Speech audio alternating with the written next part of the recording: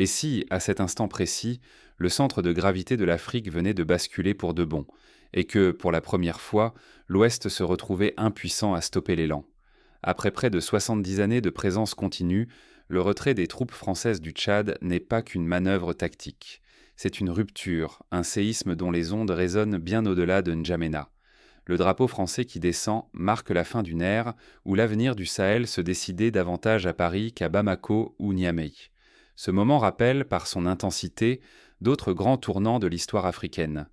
On pense à la conférence de Berlin en 1884, où les frontières du continent furent tracées sans consultation des peuples africains, ou encore à l'indépendance du Ghana en 1957, premier domino d'une vague d'émancipation. Sauf qu'ici, ce n'est plus une déclaration formelle, c'est la pratique quotidienne du pouvoir qui change. Dans ce vide, le Tchad s'impose comme la nouvelle charnière d'une architecture sécuritaire inédite. À présent, la sécurité ne s'élabore plus à huis clos ni sous supervision extérieure. Elle s'invente, portée par celles et ceux qui affrontent chaque jour la réalité du terrain. Le Tchad, au carrefour des frontières et des crises, devient le centre nerveux du Sahel, capable d'inspirer une solidarité nouvelle, une intelligence partagée, un leadership africain. Pour mesurer la portée de ce bouleversement, imaginez une partie d'échecs où, soudain, la règle du jeu change au beau milieu de la partie. Jusqu'ici, chaque décision majeure passait par l'aval de l'Occident. Désormais, ce sont les capitales africaines qui tiennent la main, qui déplacent les pièces, qui décident de la stratégie. Mais cette mue n'est pas sans risque. Ici, chaque hésitation se paie au prix fort. Le Sahel entre dans une zone de turbulence où la cohésion et la rapidité d'action sont vitales. Les frontières s'estompent, les menaces traversent les sables et la vulnérabilité d'un État menace l'ensemble. Rappelons-nous, en 1994, comment le génocide rwandais a débordé les frontières, provoquant une déstabilisation jusque dans l'est du Congo. De même, au Sahel, chaque crise locale peut rapidement devenir régionale si la coordination fait défaut. Une question lancinante circule, d'Abéché à Ouagadougou, après le Tchad qui osera franchir le pas? Le mouvement initié n'est pas seulement militaire. Il bouscule jusqu'à l'idée même de souveraineté, d'économie, d'identité africaine. Des figures comme Ibrahim Traoré insufflent au peuple sahélien, pour la première fois depuis des générations, la possibilité de reprendre la main sur leur destin. Refuser de voir ce basculement, c'est ignorer la naissance d'un ordre inédit, et risquer de laisser passer l'occasion de comprendre, voire d'influencer, un tournant décisif pour la stabilité de demain. Prenons l'exemple du Burkina Faso. Autrefois perçu comme un simple acteur périphérique, le pays s'est hissé au rang de symbole, grâce à l'assertivité de ses dirigeants et à la mobilisation populaire contre l'ingérence extérieure. De tels exemples se multiplient et créent une émulation régionale. Comment alors le Tchad est-il devenu ce pivot inattendu? Pour comprendre l'ampleur de ce renversement, il faut revenir sur les failles et les forces qui ont façonné cette transition. Pendant près de 70 années, la France a imposé sa vision de la sécurité au Sahel. Mais tout s'est inversé quand le Tchad, pilier central du dispositif, a décidé de rompre l'ordre établi. Ce n'est pas une simple transition, c'est une secousse qui fragilise tout l'édifice régional. Au cœur du Sahel, l'instabilité n'est plus l'exception, c'est la règle. Des affrontements sanglants opposent éleveurs et agriculteurs, tandis que l'État reste impuissant hors des capitales. Dans les campagnes, le vide sécuritaire laisse place à la loi du plus fort. Aucune autorité ne tient face à la violence diffuse. Pour illustrer cette réalité, souvenons-nous de l'affrontement tragique de mai 2025, où plus de 35 civils ont perdu la vie dans le sud-ouest du Tchad. Ce drame n'était pas isolé. 6 mois plus tard, une trentaine de morts supplémentaires dans un conflit similaire. Cette répétition des violences souligne la nécessité d'une approche nouvelle, collective et coordonnée. Le Tchad, longtemps isolé dans sa lutte, a tenté de tenir bon. Mais l'armée, redoutée mais débordée, n'a jamais pu contrôler l'immensité du territoire. Les attaques franchissent les frontières comme des spectres, et chaque année, de nouveaux foyers de tension naissent, défiant toute logique d'endiguement. L'architecture héritée de la période post-coloniale s'est fissurée. Pendant des décennies, la France était le garant. Elle déployait ses soldats, dictait ses règles et rassurait les pouvoirs en place. Mais ce modèle a fini par s'effondrer sous le poids des réalités locales. Plus la présence occidentale persistait, plus elle semblait étrangère aux besoins des populations. Cet effritement rappelle la fin de la présence britannique en Inde en 1947. Lorsqu'un modèle d'ingérence ne répond plus aux aspirations locales, il finit inévitablement par être rejeté. Le départ précipité des troupes françaises, après presque 70 années d'ancrage, a laissé un vide immense, aussi psychologique que militaire. Pour les élites, c'est un électrochoc. Le soutien historique disparaît, l'influence occidentale se dissout. Il ne s'agit plus de s'ajuster, mais de tout réinventer. Si le Tchad persiste dans l'ancien schéma, le risque est colossal. Voir les crises frontalières s'emballer, perdre la maîtrise d'immenses zones et peut-être assister à la chute de régimes déjà fragiles. Ce n'est plus seulement la sécurité qui vacille, c'est la notion même de souveraineté qui menace de s'effondrer. Pourtant, dans la tourmente, un choix inédit s'affirme. Le Tchad refuse la survie passive et décide de reprendre en main son destin. Il ne s'agit plus de suivre des solutions importées, mais de s'arrimer à une alliance sahélienne nouvelle, portée par la volonté d'en finir avec la dépendance et de construire une sécurité authentiquement africaine.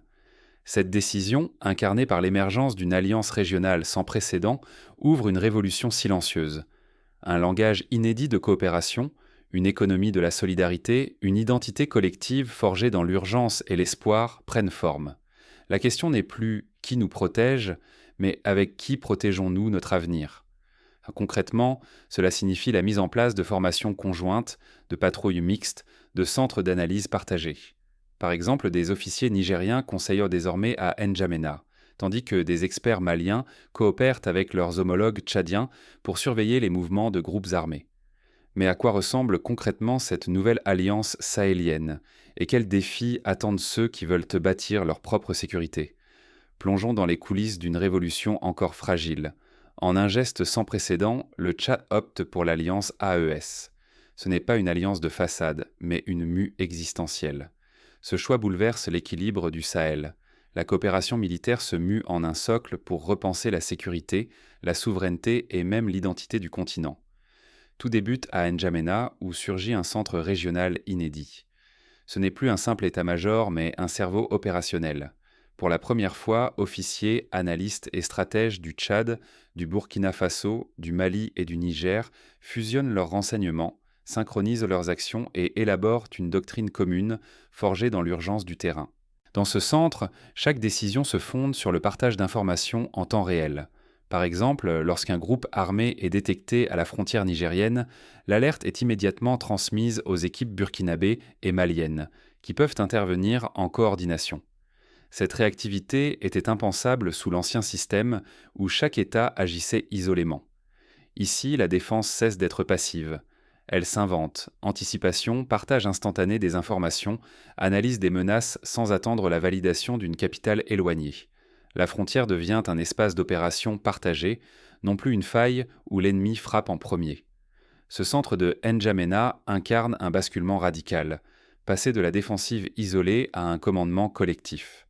Avec le Tchad comme pivot, l'Alliance se dote d'un bouclier au nord, d'une porte à l'est, d'un couloir vers l'ouest et d'un tampon au sud. Là où l'AES ne faisait que coordonner, elle peut désormais décider, agir, peser sur le cours des choses.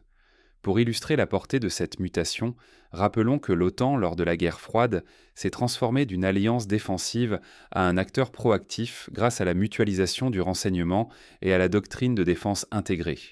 De la même façon, l'AES expérimente une africanisation des modèles de sécurité. Mais la révolution ne s'arrête pas aux structures. Elle prend racine dans une transformation psychologique inspirée par Ibrahim Traoré. Sa parole sur la souveraineté, la dignité et la décolonisation mentale a franchi les frontières du Burkina Faso pour irriguer toute la région. Il impose le ton d'une ère nouvelle, décider pour soi, écrire ses propres règles, refuser la dépendance à toute tutelle extérieure. Ce souffle irrigue même les couloirs du pouvoir à N'Djamena. Les priorités ne se négocient plus à Paris ou à Washington.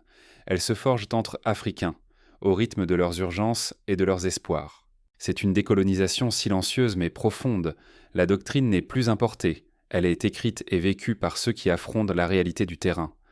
Pour les alliés du Tchad, l'enjeu est vital. Ne pas s'adapter à ce nouveau tempo, c'est risquer de perdre la main sur sa propre sécurité, de s'exposer à la manipulation extérieure, de voir les crises locales devenir des drames régionaux incontrôlables. C'est laisser d'autres écrire l'histoire à leur place. Pour donner un exemple concret, un incident survenu à la frontière entre le Niger et le Mali a été géré en moins de 24 heures grâce à la coordination AES, là où auparavant, il fallait parfois plusieurs semaines pour mobiliser une réponse collective. Pourtant, cette union, si audacieuse soit-elle, n'en est qu'à ses balbutiements. Son avenir dépendra de sa capacité à transformer cette impulsion en pouvoir réel et durable. Mais une question cruciale demeure. Cette alliance saura-t-elle tenir face aux premières épreuves ? Déjà, de nouveaux défis se profilent aux frontières du Sahel. Le Sahel n'est plus la chasse gardée de Paris ou de Washington. Désormais, c'est un terrain d'expérimentation africain où tout peut basculer. Puissance, économie, identité. L'histoire s'écrit depuis le cœur du continent et chaque décision résonne jusque dans les capitales du globe. Si l'alliance sahélienne tient bon, la région pourrait devenir un modèle irrésistible.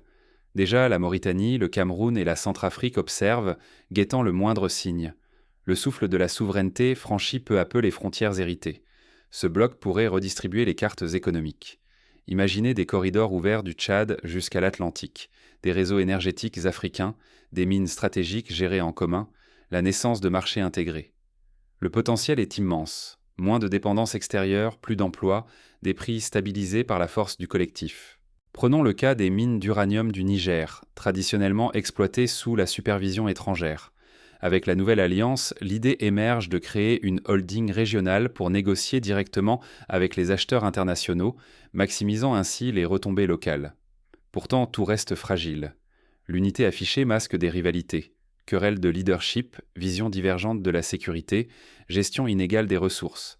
Les budgets sont serrés, chaque État combat la pauvreté, la faim, la dette.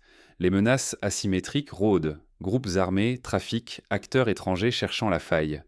Dans ce contexte, la transparence et la gestion commune des ressources deviennent cruciales. On pourrait imaginer la création d'une commission d'arbitrage interne à l'Alliance chargée de régler les litiges commerciaux et militaires avant qu'ils ne dégénèrent. Si la dynamique se poursuit, l'effet domino semble inévitable. Déjà, les chancelleries européennes et américaines s'inquiètent. Leur influence s'effrite, leur réseau vacille, et l'Afrique élabore sa propre stratégie. Cette onde de choc dépasse le Sahel. C'est tout un continent qui ose redéfinir sa place. Mais l'échec de l'Alliance serait catastrophique. Ce serait le retour aux divisions, à la multiplication des conflits locaux, au chaos transfrontalier impossible à maîtriser. Le Sahel et peut-être l'Afrique de l'Ouest sombreraient dans une spirale d'instabilité dont nul ne sortirait indemne. L'histoire regorge d'exemples de coalitions avortées. La fédération du Mali dans les années 60 s'est effondrée sur fond de rivalité, privant la région de la force d'un front uni. Il s'agit d'éviter ce piège.